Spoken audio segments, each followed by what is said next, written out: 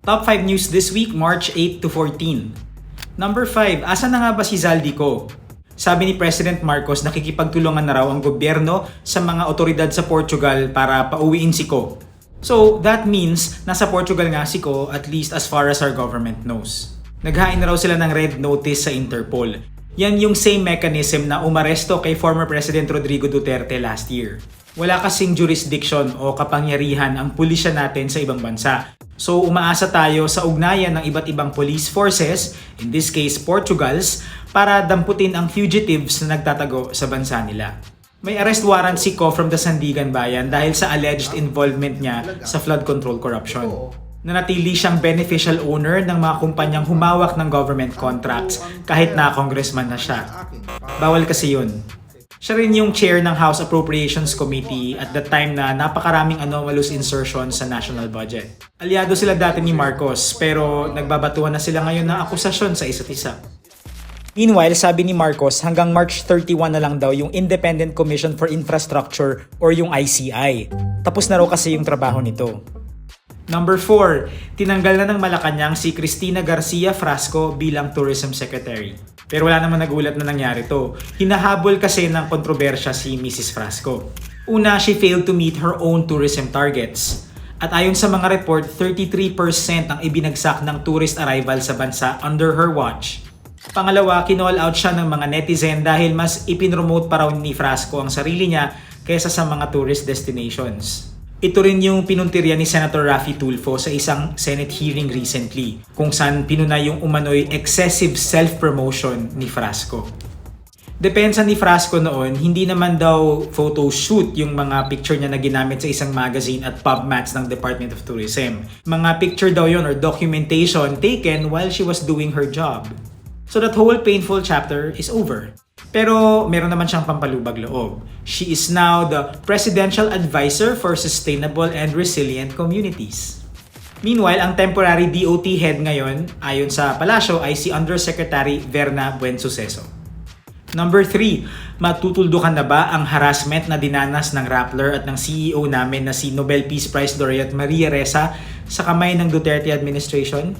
Nito kasing March 10, the Office of the Solicitor General, led by former UP Law Dean Darlene Berberabe, filed a manifestation with the Supreme Court. Inirekomenda ng Solgen na ipawalang sala o i-acquit si Ressa at ang former Rappler researcher na si Reynaldo Santos Jr. dahil sa prescription. So ano ba tong prescription? Ito yung legal deadline o taning kung kailan pwede pang mag-file ng kaso gamit ang isang batas. Sabi ng OSG, inihabla ng negosyanteng si Wilfredo Keng, sina Ressa at Santos matapos na nag-lapse ang prescription period for cyber libel.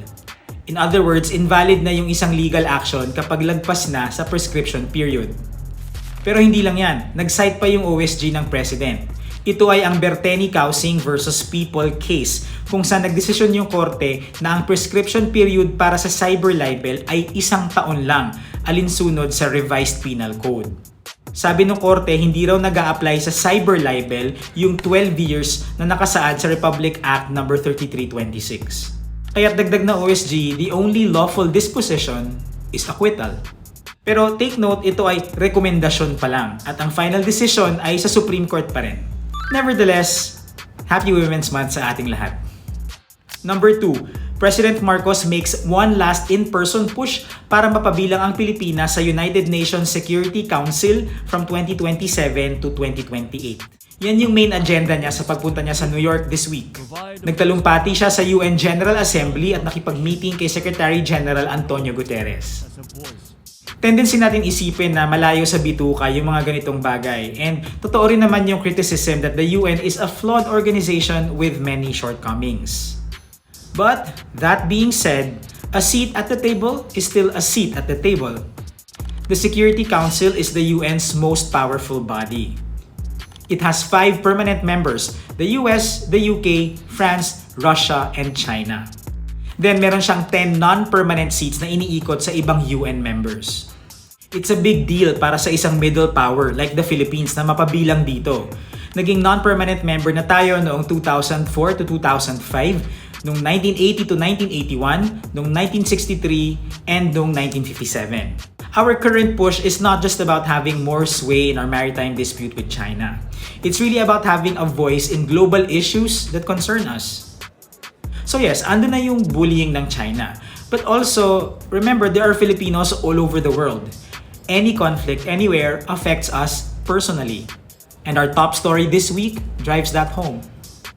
Number 1, dahil sa gera sa Middle East, nahaharap ang mundo sa pinakamalalang pagkaantala ng supply ng langis sa kasaysayan.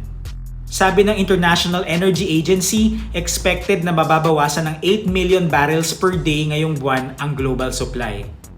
Equivalent yan sa halos 8% of world demand. All because binarahan ng Iran ang Strait of Hormuz, isang makipot na lagusan sa dagat sa pagitan ng Iran at Arabian Peninsula kung saan dumaraan ang 20% or 1/5 ng lahat ng oil shipments sa mundo. You know what that means for us? Inflation. Pag tumaas ang presyo ng krudo, tataas din ang presyo ng lahat ng bilihin.